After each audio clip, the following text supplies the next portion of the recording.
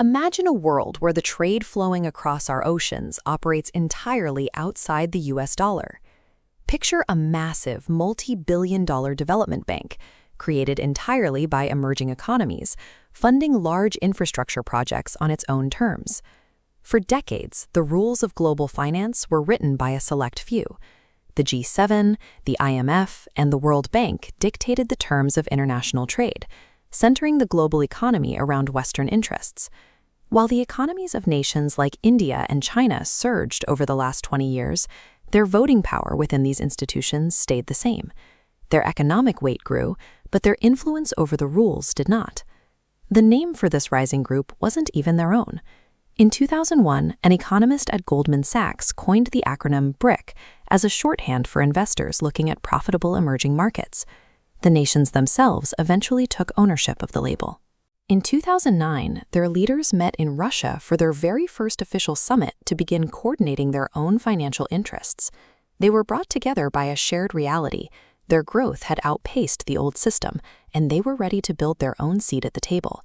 This coalition began with 5 core members: Brazil, Russia, India, China, and South Africa.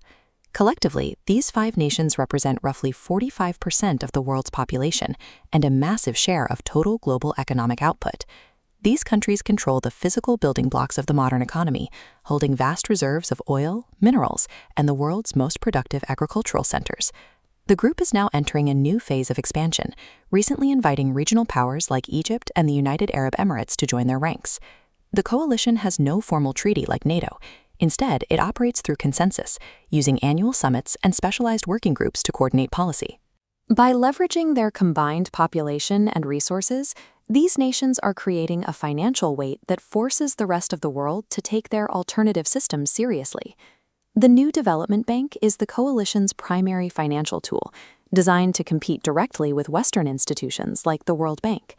The bank provides billions of dollars for infrastructure projects across the Global South, offering loans without the strict political conditions often required by Western lenders.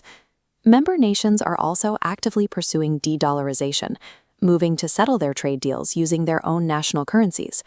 This flow shows how transactions can bypass the US dollar entirely. This insulates these economies from outside sanctions and reduces their vulnerability to the swings of the American currency market. Within this group, India is a founding pillar.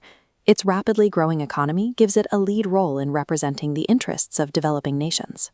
India uses its position to drive cooperation in high-growth sectors, from artificial intelligence and digital payments to shared space technology and manufacturing. With the new development bank and local currency trade now in operation, these countries have created a functional financial system that exists alongside the Western order. However, this coalition is not a single unified political unit. Its members have fundamentally different political systems, often creating friction as democratic nations attempt to coordinate with autocratic ones. There is also a significant economic imbalance within the group. China accounts for the vast majority of the bloc's total wealth. This dominance makes other members cautious about the group becoming too centered around Beijing's interests. This tension is most visible between India and China, who remain locked in active border disputes and strategic rivalries that test the group's stability. These internal conflicts mean the group is unlikely to achieve the deep, integrated unity seen in organizations like the European Union. But even with these internal fractures, the group's momentum remains. It continues to attract new members and hold high-level summits that command global attention. The coalition's success doesn't depend on perfect unity.